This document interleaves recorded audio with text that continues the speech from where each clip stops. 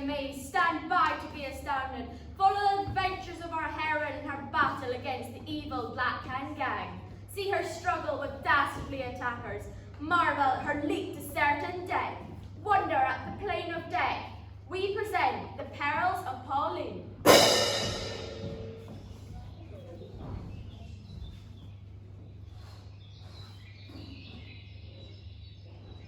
Hello, my name's Pauline. I'm just an ordinary sort of girl, really. But you see,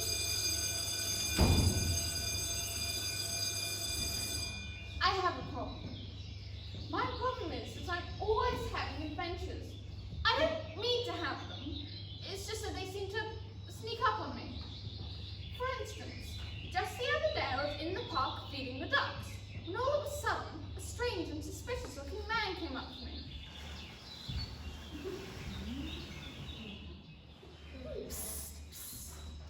Mummy told me never to talk to strange and suspicious-looking men, so I tried to ignore him, but he did it again. Go away! The geese are flying south again. What a silly man. I felt I had to put him straight. I'm afraid you're mistaken. These are ducks. You can tell from their markings and their size. The geese are flying south again. No, I've just told you. They're not geese. They're most definitely ducks. You should have been a Boy Scout and taken your bird spotting badge. I took mine when I was Girl Guide. Very sorry. My apologies. I thought it was mighty suspicious. He'd obviously mistaken me for somebody else. Then, another strange and suspicious-looking stranger came up. Dirty work occurred, no doubt about it. I thought I'd better listen to what they were saying. The geese are flying south again, and soon they'll be flying west. Greetings, comrades of the Black Hand and his gang. Greetings, comrade of the Black Hand and his gang. Jumping jelly beans! With a sinking heart, I realized I had stumbled upon a meeting of two agents of the dreaded Black Hand Gang, an evil organization dedicated to world domination. Is everything ready for the assassination of the president? Yes, everything's ready. The bomb is disguised as a teapot, and it will go off at 4 o'clock tomorrow afternoon, just as the president's having his afternoon tea. Great heavens! They're going to kill the president! Dirty work indeed. Adventure was staring me in the face. Look, that girl, she's been listening to our conversation. She knows all our plans. Yes, I know all about your evil scheme to assassinate the president. Well, you won't get away with it. And with that, I ran away as fast as I could. We've got signs that meddling girl. Quick, after her!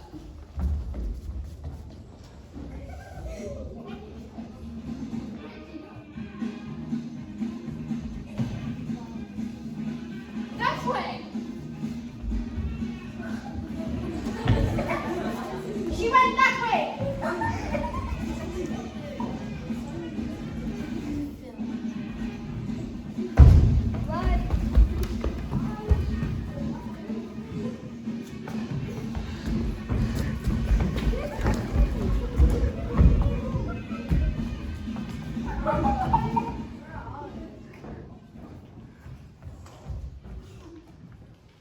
Suddenly, Pauline saw a sign.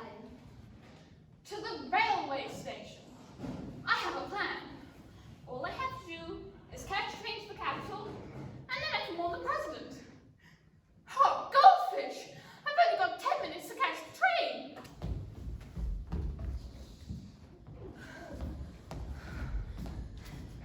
Which way now? Luke, looks like she's heading towards the railway station. I know a shortcut. We'll head her off.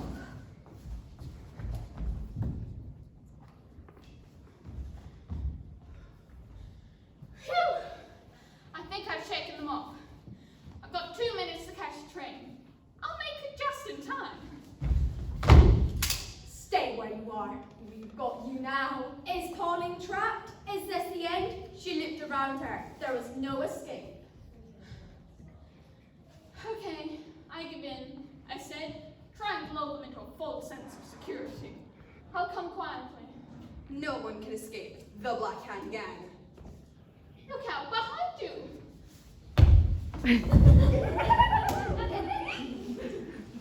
Lucky I did hockey at my girls' public school. We knew how to play rough. Now, to catch my train. Ow, my head. Did you see how she tricked us? She's obviously a trained secret agent. We better get after her. Too late, the train's left the station.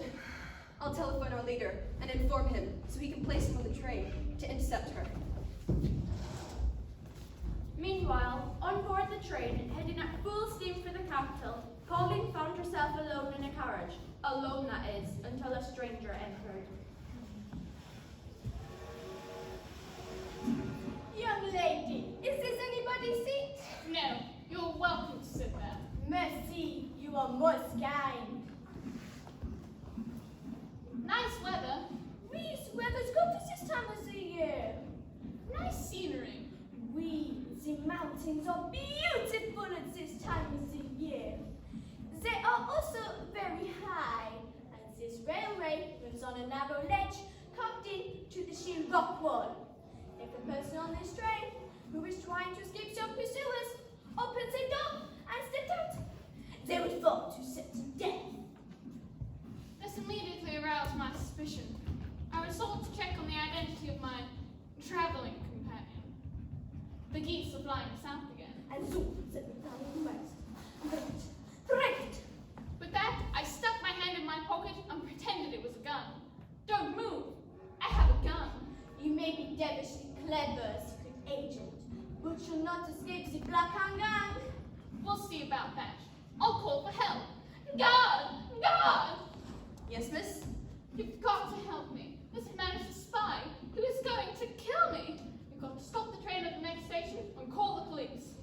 Can't do that, miss. Why ever not? The geese are flying south again. And soon they'll be flying west. Great heavens!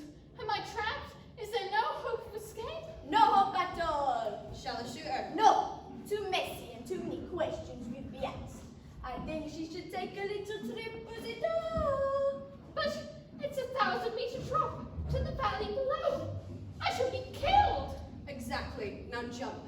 I absolutely refuse to jump to certain death. Then we will shoot you. But what about the mess? Inevitable questions. We'll just have to put up with that. In that case, I have no choice. Will Pauline jump from the moving train? Will she fall to certain death? Is there no one to rescue her? Out you go. With a brave heart, I stepped through the door to the great unknown. She spun round and round, her arms flailing in the breeze. Suddenly, her hand made contact with a branch. She grabbed hold of it and clung on for dear life. So there I was, hanging from a small branch at the top of a cliff. What could I do? I looked down, and to my amazement, just below was a narrow ledge. I slowly lowered myself to the ground. Look, she's escaped. We have to get off the train and find the boss. Pauline lay exhausted on the little ledge for some time. Slowly, she regained her strength and looked around her. Great heavens, a narrow path. It's bound to lead down to the valley. It looked hard and difficult. One loose rock, one false step would mean certain death. Nevertheless, I resolved to make my way down. And so with the agility and grace of a mountain goat, she made her way down until she came to a flat green valley. Suddenly, she noticed a local yokel cutting the grass.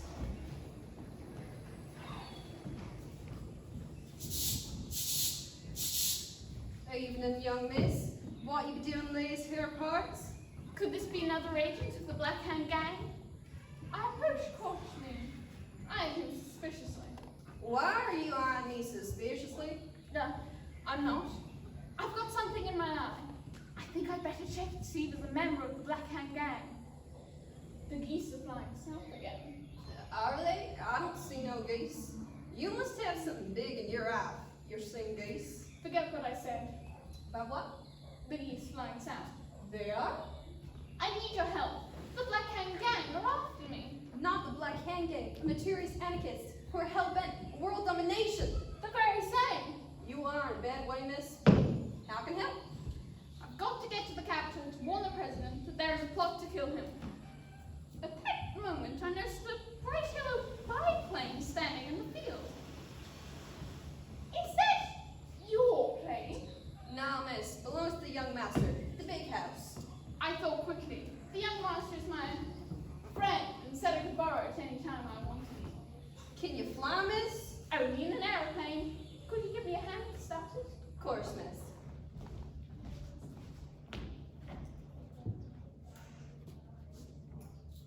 Now all you have to do is spin the propellers and the engine will start. Very good, miss. With a cough and a chug, the engine came to life. Okay, chocks away. Goodbye, miss, and good luck. The plane bounced along the grassy field and finally heaved itself into the air. She was on her way. Thank goodness for that. I finally escaped the evil clutches of the Black Hand Gang. Alas, she spoke too soon as another plane came into view. Look, there she is. Get after her. Galloping galoshes! It's the Black Hand Gang! They're still after me. I pulled the throttle right back to increase speed. Faster! She's getting away! She can't escape. This plane is equipped with a high-velocity engine. Oh no! They're gaining on me! What did I tell you? We're gaining on her! Fire your gun! The staccato rattle of a Lewis machine gun filled the air. Suddenly I realized that they were shooting at me. She pushed the plane into a dive and swooped away. She won't get away that easy. We'll dive after her. She made a sharp turn to the left. Her villains made a sharp turn to the left. She turned to the right. Her pursuers turned right. She went up. They went up. She dodged first this way, then that way. They also dodged this way, then that way. It's no good. The devils are gaining on me. The gun! Use your gun! Again, the deadly rattle of the machine gun. A bright arc of tracer bullet sped towards Pauline's yellow biplane. Oh no! The plane's been hit! Acrid oil smoke billowed from the engine. The engine spluttered, coughed, and finally died. Excellent. Well done. The plane spiraled earthwards out of control. Bouncing bananas! I'm done for! Look, she's gonna crash. There's no way she can escape. We better report back to headquarters till we finish it all. I glanced back to see the Darcy villains flying off into the distance. I looked down to see the ground hurtling towards me at 100 miles an hour. I prepared to jump. I grabbed hold of the red cord of my parachute, but with shock horror, I realized I wasn't wearing a parachute. I was well and truly doomed. The plane lurched this way and that way, this way and that way. The ground rushed ever closer. Pauline was doomed to hurtle into the ground at 200 miles an hour. But hang on, what's that? It looks like a haystack. If I can only steer the plane towards that haystack, I might just be okay. She struggled and wrestled with the controls. Just as I was about to hit the ground, I managed to pull the plane up into a level flight and plowed into a brick wall. there was a sound of grinding metal and the tearing of wood and canvas as the plane disintegrated into 1,000 pieces. Pauline was flung from the plane and flew tumbling and twisting through the air until she came to rest in the Haystack. Fortunately, apart from a broken nail and slightly ruffled hair, I emerged unscathed from the wreckage of the plane. There I was, in the middle of nowhere. Time was running out, and I had to warn the president. But suddenly, Pauline heard the noise of a car approaching. I ran out into the middle of the road and waved the car down.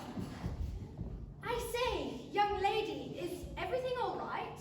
I've just had a slight accident in my airplane. You mean that pile of wreckage over there was your aeroplane? It is a bit of a mess, isn't it? Strange, I have a plane exactly like that. At that moment, she realized that this handsome, rich young man must be the young master that the servant spoke of. She had borrowed his plane and wrecked it. I resolved not to tell him straight away. Hop in. I'll give you a lift in my 8-litre supercharged green British racing Bentley. I don't think I can. We haven't been introduced. Allow me to introduce myself. Algernon Willoughby Smythe, at your service. Call me Algie. I'm Pauline White. Now that we've been introduced, Miss White, you can get it. Thanks awfully. I've got to get to the capital. You see, the president's life is in danger from the Black Hand Gang. Not the dreaded Black Hand Gang. The very same. In that case, the sooner we'll get started, the sooner we'll arrive. And so it sped off at great speed. They zoomed round tight, twisted bangs. Hold on tight. Leaped over humpbacked bridges. I say, Alfie, isn't this fun? Bounced over rutted roads. Alfie was such a good driver. No, so dashing and handsome. Look, there it is. At last they could see the capital in the valley below. There they were, driving along, making great speed. All they had to do was to drive down the steep, winding, treacherous road into the capital, and they would save the president. We're going to make it. We'll save the president. But suddenly, they came to some roadworks. I say, my man, is everything all right? Road repairs, sir. Roads are rutted, sir. Got to smooth them out, sir. Is this really necessary? One very important business. You've got to let us through. We'll let you through, all right. We'll let you through. In a coffin. It's the Black Hand Gang. We've been waiting for you. You've caused us a lot of trouble, you little vixen. You are a blackguard and a scoundrel. Sir, that is no way to talk to a young lady. Keep your mouth shut before I should take for you. I'll fix the brakes. But they're not broken. They are now. Cover me while Italians behind the backs. What are you going to do to us? We're going to send you on a little journey in a car with no brakes, with your hands tied behind your backs. You will not escape this time. Thought you'd warn the president, did you? He might just catch a glimpse of your car hurtling off the road and exploding in a huge orange fireball. Looks like we're done for. Chin up, Algie. Never say die. You won't have to say it. It'll just happen. Now all we have to do is clear the obstruction. Give you a little push and you're on your way. Bye-bye, drive carefully. Is this the end? Is this one peril too many? They were hurtling down the steep mountain roads towards Bend. The brakes wouldn't work. They couldn't steer the car. Their hands were tied behind their backs. I closed my eyes and waited for the inevitable. I think if I can just bend my legs like this, I think I can reach the steering wheel with my knees and then grip the steering wheel with my teeth. There. Using only his knees and his teeth, Algie steered the Bentley round the bend. We were saved. But oh dear, they were still hurtling out of control. I think if I can just pull my arms like this, I can get my hands free.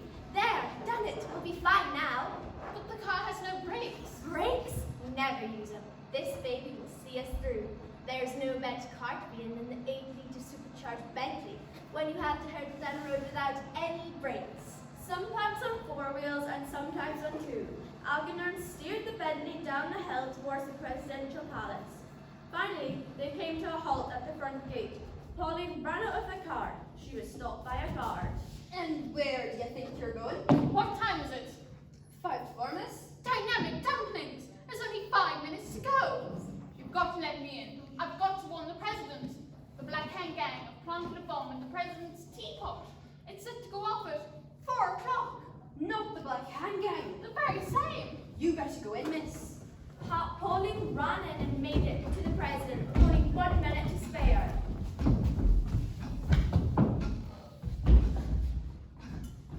I've got the teapot. What do I do now? The fountain! Put it in the fountain! The deadly teapot was immediately thrown into the palace fountain, where it could do no harm. I say, Pauline, well done.